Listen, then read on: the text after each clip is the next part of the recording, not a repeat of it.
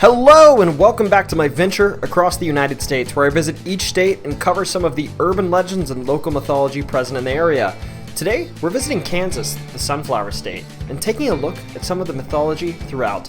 Originally adopted into the Union in 1861, Kansas is known by most for its, long, boring, and flat drive. However, today we're going to discuss some of the less well-known culture that may wait in Kansas. Trust me, it's not all agriculture and flat as pancake jokes. There's plenty of ghouls and monsters lurking in the corners of the state that will surprise you and scare you in equal measure. Now, coming in at number 1 today are the ghosts of the Kansas Statehouse. The Kansas Statehouse is, unsurprisingly, the capital of Kansas, in Topeka. This building was completed in 1903, and by all accounts, even my own, this is an elegantly constructed building with a memorable 296-step climb to the top of the Statehouse Dome, where you can get an excellent view of the city and the surrounding areas. Little did I know, when I was up there at the top of the dome, though, I probably wasn't alone. According to reports, there are still some folks lingering the Statehouse that haven't left, some for over a century. Now, the Statehouse's haunted nature is attributed to the couple of documented deaths that have occurred during its use. The first death happened early in the Statehouse's tenure, while the Statehouse was being constructed in 1890. A worker finishing the dome at the top of the Statehouse fell to his death, and people have reported to still hear him hammering away at the dome, diligently working his job for all of eternity.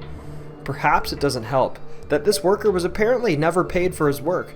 A reporter in 1948, Robert Fisher, uncovered that the work this fallen individual was doing never paid him in full. Perhaps this has something to do with him sticking around so long. There was another death in 1965 when Eileen McLean, 43, jumped to her death above the rotunda and side of the Kansas Statehouse.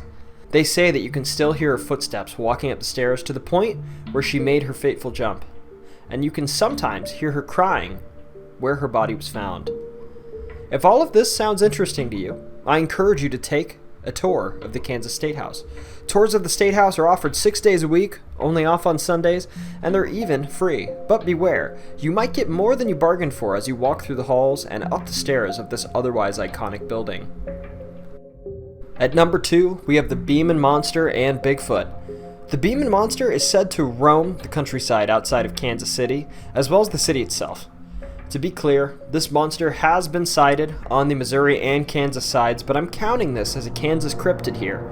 The legends of this creature go back to the 1900s, when there was a train derailment of a circus train carrying animals, and supposedly one of these animals was a large gorilla that escaped its cage and ran off into the night.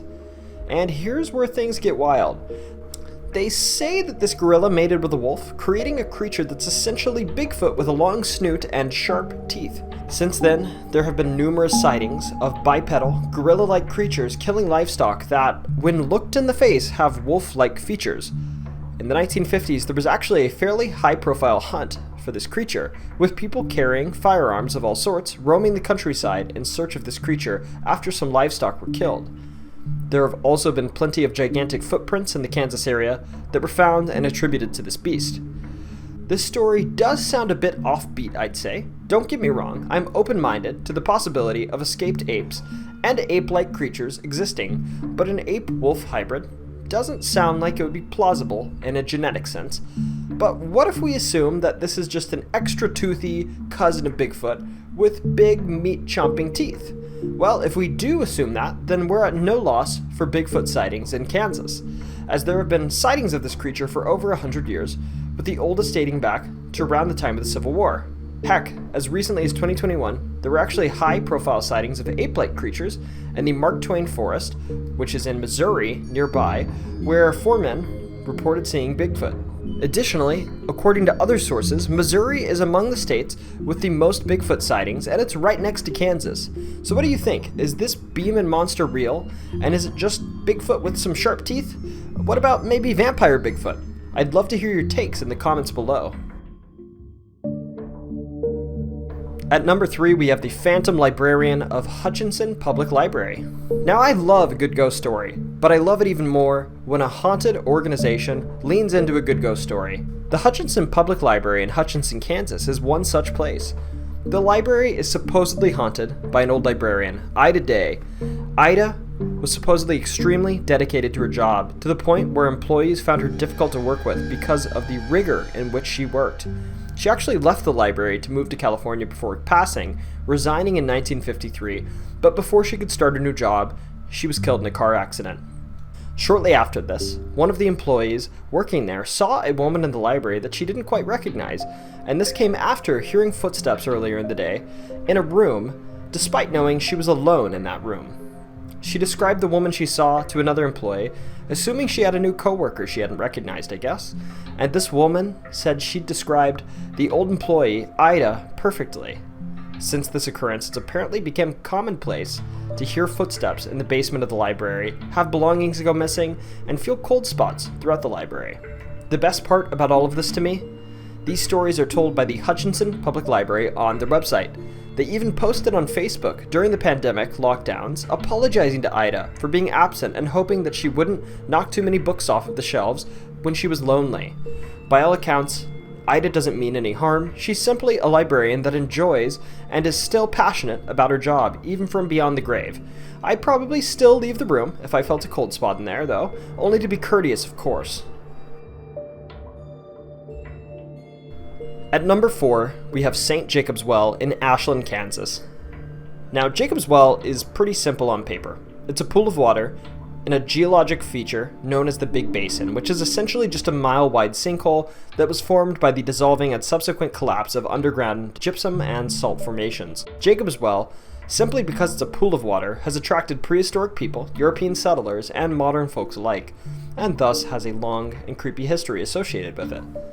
As legends go, they say that the well is bottomless. Assuming the well is connected to any underground spring, this is technically true, and because of this, there are legends saying that people who have drowned in the well have their bodies still located in the deep, dark abysses of it. Visitors to the well have also reported a lot of odd occurrences. In the 1890s, people visiting the well to get their water apparently sighted a ghostly cowboy who screamed bloody murder at them. Supposedly, this was the ghost of some old cowboy who jumped into the water to cool off but waded in too deep and drowned, becoming one of the aforementioned bodies floating to the depths of the well. Admittedly, I hate to disappoint you here, but a few geologic resources claim that this well isn't so bottomless at all, or even connected to a spring. While these resources say that the depth could have been different in the past, the well is currently only about 20 feet deep. So maybe the whole grand and spooky goes on forever with bodies piled at the bottom myth doesn't hold up, but nobody can refute that the ghost cowboy, at least, may have drowned in this well, I guess. So at number 5, we have Stull Cemetery. Have you ever watched the show Supernatural? You know, the one with the monster hunting pretty boys on CW? You remember in season 5 what happened? The cemetery where they locked away Satan forever into the cage? Yeah, well, that all supposedly took place in Stull Cemetery, in Stull, Kansas, which is supposedly one of the 7 gates to hell on Earth.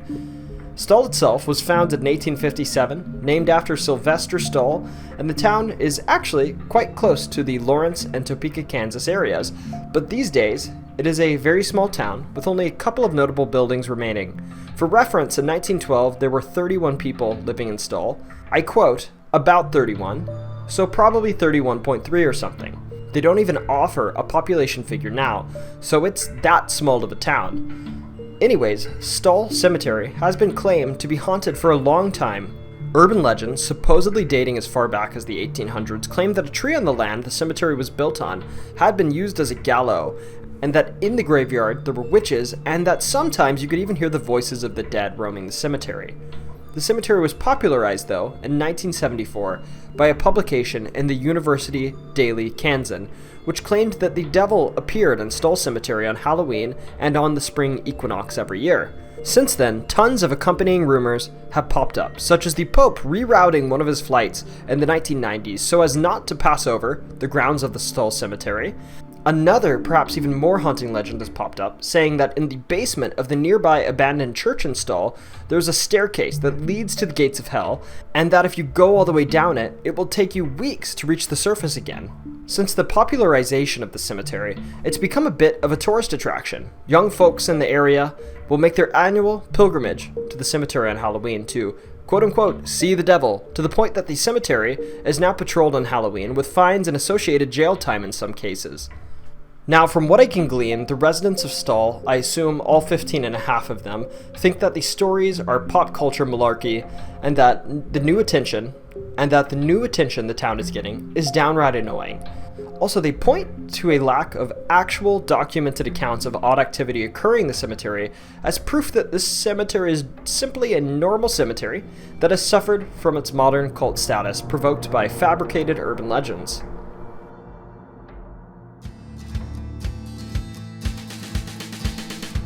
Well, thank you all for joining me today on this short trek through the state of Kansas. If you like this video, go ahead and click your heels together and say there's no place like home. Oh, and hit the like button while you're at it. If you want to see more, click the subscribe button and turn on those alerts.